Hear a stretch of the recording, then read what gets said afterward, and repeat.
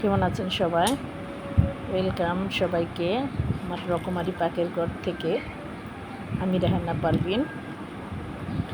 আজকে অন্যরকম একটি পাকুড়ার রেসিপি দিয়ে আসলাম। আশা করি আপনাদের ভালো লাগবে। বাঁধাকপি আর গাজরের পাকুড়া।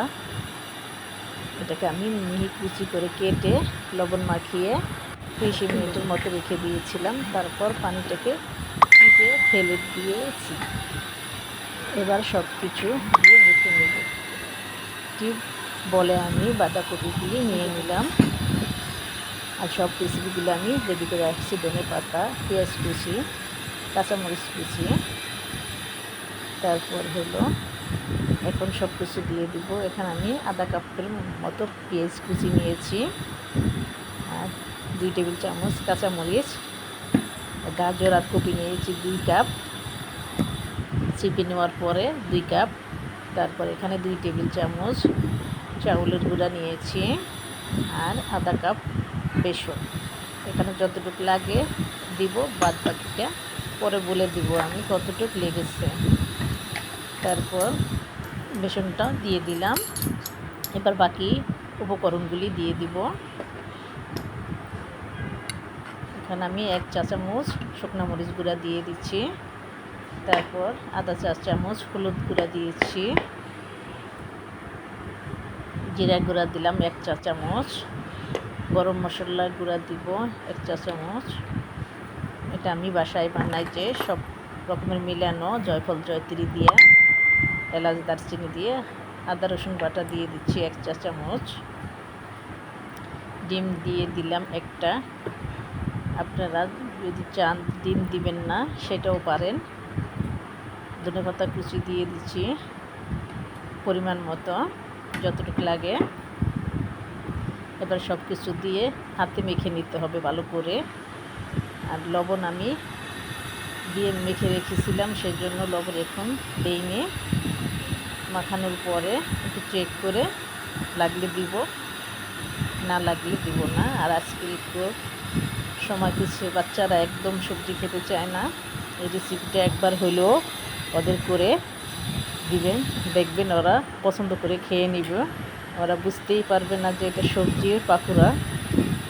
উপর থেকে দেখা যায় মনে হয় যে কোনো টিকা, কাবাব টিকার মতো লাগে। চাইলে এটা আমার কাছে মনে হয় খিচুড়ির সাথে, পোলাওয়ের সাথেও খাওয়া যায়। এরকম পোলাওয়ের সাথেও এটা ভালো লাগে, খেয়ে দেখবেন। তারপর আমি সব কিছু দিয়ে এই যে মেখে নিয়েছি। মেখে নিয়ে তারপর আমার কাছে মনে হলো আরেকটু লবণ লাগবে, তাই আমি এখন একটু লবণ দিয়ে দিলাম। দিয়ে আবার ভালো করে মেখে নিচ্ছি। মেখে নিয়ে এটা দেরি করতে পারবেন না, রেখে দেওয়া যাবে না, তাহলে পানি ছেড়ে দিবে। মেখে সাথে সাথেই ভাজার জন্য প্রস্তুত নিতে হবে। আমি প্যানে তেল দিয়েছি, আর এই যে টিকার মতন আমি সাইজ করেছি। আপনারা চাইলে এবড়ো থেবড়ো করেও দিতে পারেন, যে ওই পাকুড়া যেমন হোটেলে যেমন যে পেঁয়াজগুলো যে বানায় ওরকম ওরকম করেও দিতে পারেন। আমি টিকার মতোই দিয়েছি। তারপর অল্প আছে ভেজে নিতে হবে, একদম মুসমুসে হবে। এটা বিকালে চায়ের সাথে নাস্তা হিসেবেও বাচ্চাদের দিতে পারেন, ওরা খুবই পছন্দ করবে। সসের সাথে খুব টেস্টি একটা খাবার। এই যে চাইটা আমার হয়ে গিয়েছে মনে হয়, যে দেখেন কালারটা কত সুন্দর আসছে। কেউ বুঝবেই না যে এটা বাঁধাকপির পাকুড়া। এই যে দেখেন একদম টিকার মতোই হয়ে আসছে কালারটা, আর মনে হয় একদম টিকাই। আমি উল্টিয়ে দিচ্ছি। আমার রেসিপিটি যদি আপনাদের একটু হলেও ভালো লেগে থাকে আর একটু হলেও উপকারে আসে, তাহলে লাইক শেয়ার করে পাশে থাকবেন, আমাকে সাপোর্ট করবেন। আশা করি উৎসাহিত দিবেন যাতে আমি এগিয়ে যেতে পারি, বা আপনাদের জন্য নতুন নতুন রেসিপি উপহার দিতে পারি আশা করছি। এই যে দেখেন দুনো চাইটি হয়ে গিয়েছে ভালো করে। আমি মুসমুসে করে ভেজে নিয়েছি। এবার তেল ঝরিয়ে পরিবেশন করার পালা। এটা আমি প্লেটে তুলে নিয়েছি।